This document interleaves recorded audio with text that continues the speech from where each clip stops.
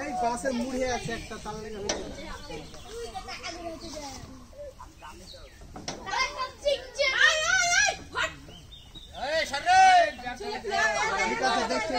খালি হইলে হইতে না হলে এখানে খালি এখানে খালি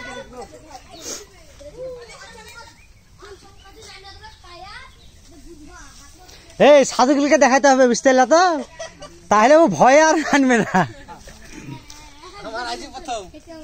আমার একদিন হয়েছিল উঠতো না, এই বাগিয়ালা বাজে হেলছে না।